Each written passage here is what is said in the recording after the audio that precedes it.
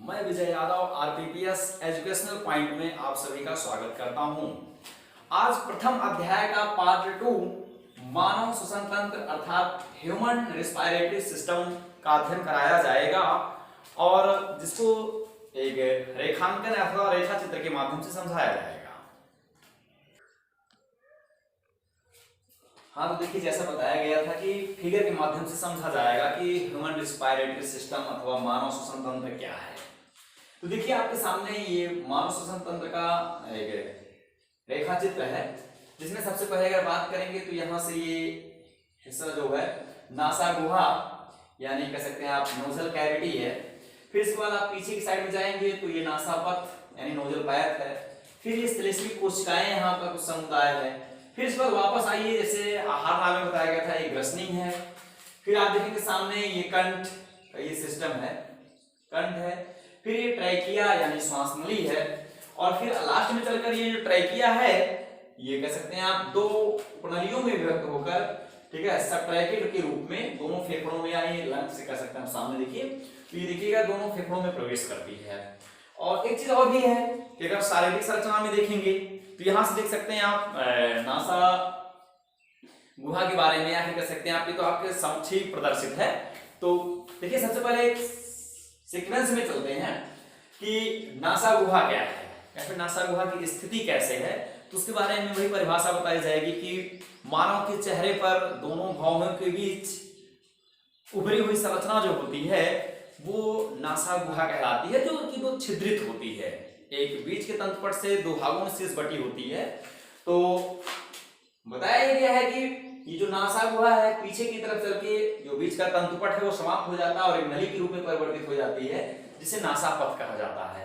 नासापथ के बाद तुरंत वहां पर एक श्लेष्मिक कोशिकाओं का एक समुदाय होता है जिसके कार्य आगे चल के बताएंगे। फिर श्लेष्मिक कोशिकाओं के पश्चात फिर वही ग्रसनी जो भोजन और श्वास दोनों के बीच सामंजस्य स्थापित करती है।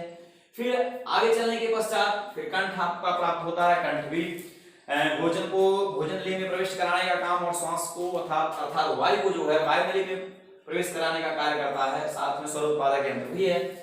फिर इसके बाद एक चीज और भी है, जैसा कि बताया गया है कि ट्रैकिड यानी जो श्वास नली होती है उसमें कैल्शियम के 16 से 20 की संख्या में कैल्शियम से निर्मित आधे अधूरे छल्ले पाए जाते हैं, जो कि वायु की अनुपस्थिति में श्वास नली को चिपकने से रोकते हैं। क्योंकि यहाँ पर भी श्लेष्मिक कोशिकाओं की बहुत ही प्रचुरता होती है जो कि वायु की अनुपस्थिति में कह सकते हैं आप सिकुड़ने का कार्य संपन्न करती है, फिर एक नली की एक दीवार को दूसरी दीवार से आकर्षित करने का कार्य करती है। लेकिन यही जो कैल्शियम के बने हुए जो छल्ले होते हैं 16 से 20 की संख्या जिनकी होती है वो इनको आपस में चिपकने से रोकते हैं।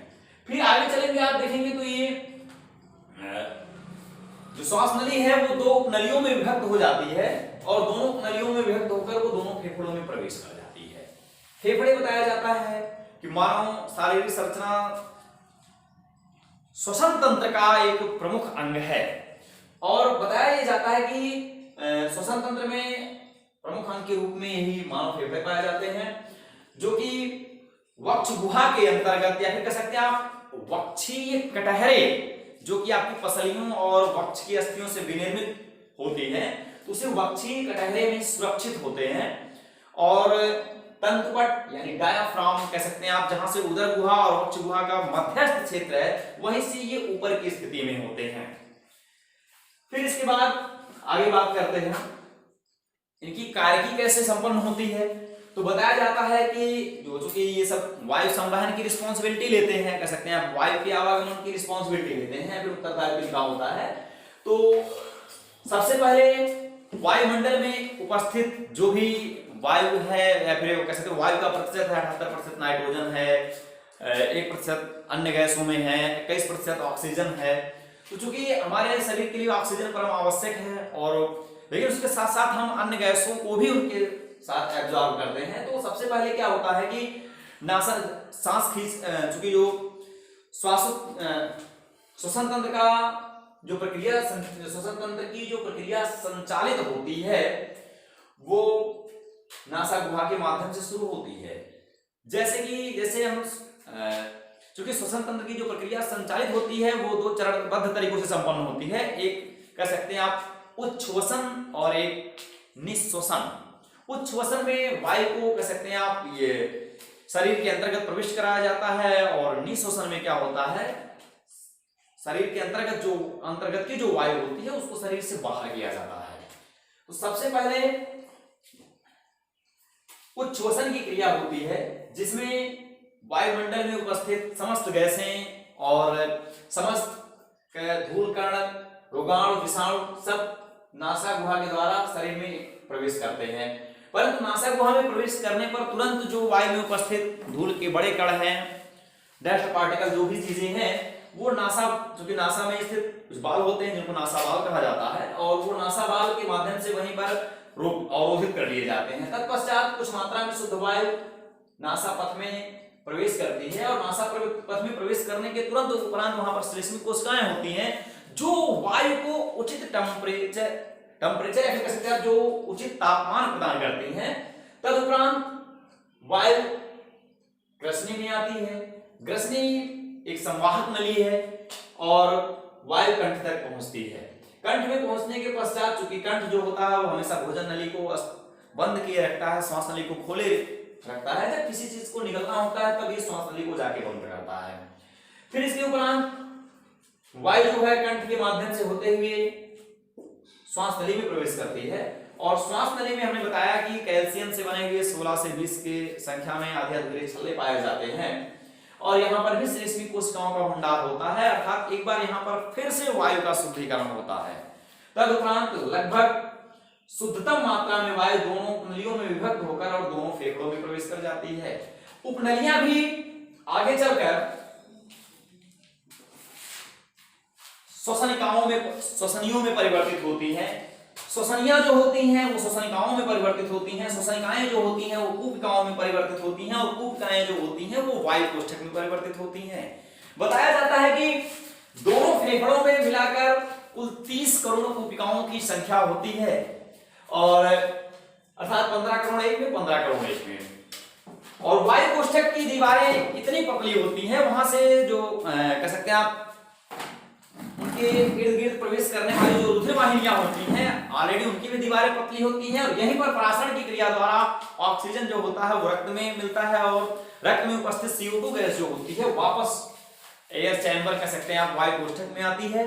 तदुपरांत यहीं से निःश्वसन की क्रिया संपन्न होती है, जिसमें CO2 युक्त जो वायु होती है वो कूपिकाओं के सबसे पहले वायु कोष्ठक के माध्यम से कूपिकाओं के माध्यम से श्वसनिकाओं के माध्यम से श्वसनियों के माध्यम से उपनलियों में, और तदुपरांत उपनलियों के माध्यम से श्वास नली और कंठ ग्रसनी से होते हुए, अगर मुख गुहा खुला रहता है तो मुख गुहा के माध्यम से वायु बाहर निकलती है। अदरवाइज अगर ऐसा नहीं होता है तो पुनः श्लेष्मिक कोशिकाओं और नासापथ और नासा गुहा से होते हुए वायु शरीर से बाहर निकल जाती है। मानव श्वसन से संबंधित कुछ अन्य जानकारियां भी शेष हैं, जैसे श्वसन क्रिया के प्रकार। तो श्वसन क्रिया में अगर आप ध्यान दीजिएगा तो श्वसन क्रिया 2 प्रकार से संभव होती है, फिर 2 प्रकार की होती है, आक्षिक श्वसन और अनाक्षिक श्वसन। एक चीज आप लोग ये भी जानिए साथ में कि जो बीज होता है वो सजीव होता है कि निर्जीव होता है। अगर देखा जाए तो उसको एज एक उदाहरण के तौर पर देखिएगा कि किसान लोग क्या करते हैं कि उसको भूसे में रख के या फिर बोरी में रख के भूसे में रख देते हैं, अंधेरे कमरे में बंद कर देते हैं, जबकि आपको सिद्ध किया गया जगदीश चंद्र बसु ने कि जीवन के लिए प्रकाश है, वायु है, ये सब उचित मात्रा में होना बहुत ही नितांत आवश्यक है, जल नमी है। लेकिन अगर उसको एक सुखा करके और फिर उसके बाद उसको अंधेरे कमरे में रख दिया जाए तो जाहिर है प्रकाश की अनुपस्थिति हो गई, और उसके साथ साथ नमी की भी मात्रा या फिर नमी की प्रचुरता में भी कमी आ गई उसके। और वायु तो ऑलरेडी कह सकते हैं आप अगर भूसे में है और फिर जूट के बोरे के अंतर्गत है तो कुछ मात्रा में वायु पहुंच सकती है, लेकिन इतनी क्लियर या फिर क्लियरिफाइड एयर जो है वहां तक नहीं पहुंच पाएगी। तो अगर उसको पूछा जाए सजीव है निर्जीव है, अगर वो सजीव है तो उसकी श्वसन क्रिया कैसे संचालित होती है, तो यहाँ पर उसके अध्ययन के उपरांत ये देखा गया है कि श्वसन क्रिया जो होती है वो 2 प्रकार की होती है। रियल में जो बीज होता है वो सजीव होता है, और अगर वो निर्जीव होता तो फिर उससे दूसरे किसी भी प्रकार की वनस्पति दोबारा उत्पन्न नहीं हो सकती। लेकिन श्वसन क्रिया में अगर आप ध्यान दीजिएगा तो ऑक्सीय श्वसन जो होता है उसके लिए ये सब होना नितांत आवश्यक है, उचित मात्रा में प्रकाश, जल, वायु।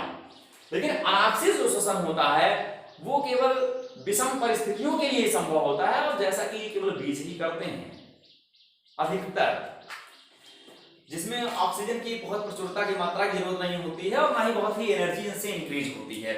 सबसे पहले दोनों की परिभाषाओं पर आइए। ऑक्सीजन श्वसन क्या होता है, अनाक्सिस श्वसन क्या होता है। तो ऑक्सीजन श्वसन की परिभाषा जो है वो इस प्रकार से है कि ऐसी श्वसन प्रक्रिया जिसमें ग्लूकोज का अपूर्ण ऑक्सीकरण होता है, ऐसी श्वसन प्रक्रिया जिसमें ग्लूकोज का पूर्ण ऑक्सीकरण होता है और जो कि ऑक्सीजन की उपस्थिति में संपन्न होती है, उसे ऑक्सीजन श्वसन कहते हैं। और ऐसी श्वसन प्रक्रिया जो ऑक्सीजन की अनुपस्थिति में संभव होती है और जिसमें ग्लूकोज का अपूर्ण ऑक्सीकरण होता है, उसे अनाक्सिस श्वसन कहते हैं। अगर दोनों के थोड़ा सा फार्मूले पर डिक्लेरेट करें तो वो देखिए कुछ ऐसे हैं, C6H12O6 प्लस O2, और ये presentation of sunlight and present of air. Condition बनेगी H2O plus CO2, H2O CO2 और 673 किलो कैलोरी एनर्जी।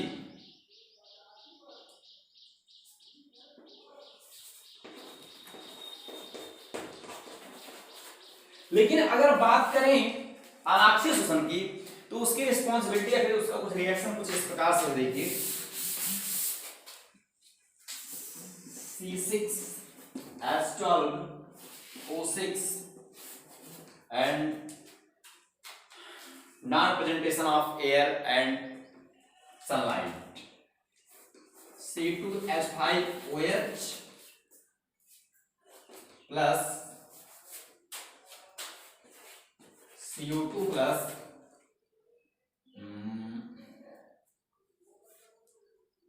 मात्र 28 किलो कैलोरी एनर्जी।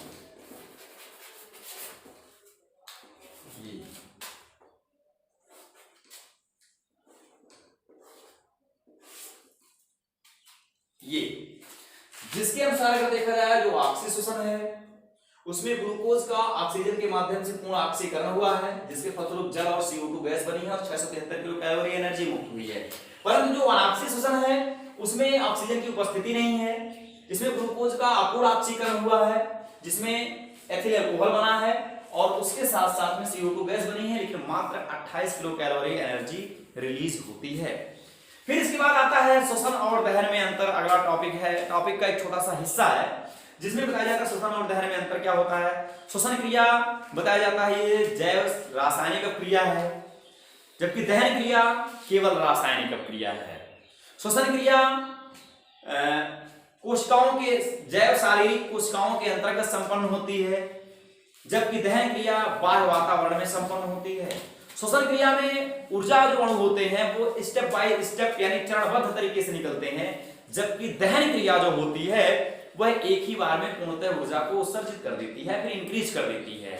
और श्वसन क्रिया की जो रिस्पॉन्सिबिलिटी होती है वो माइटोकॉन्ड्रिया के अंतर्गत संपन्न होती है, जबकि दहन क्रिया में श्वसन क्रिया में ऊर्जा एटीपी के रूप में अथवा एडीपी के रूप में निकलती है, जबकि दहन क्रिया के अंतर्गत में अगर देखा जाए तो उसमें ऊर्जा ऊष्मा और प्रकाश के रूप में मुक्त होती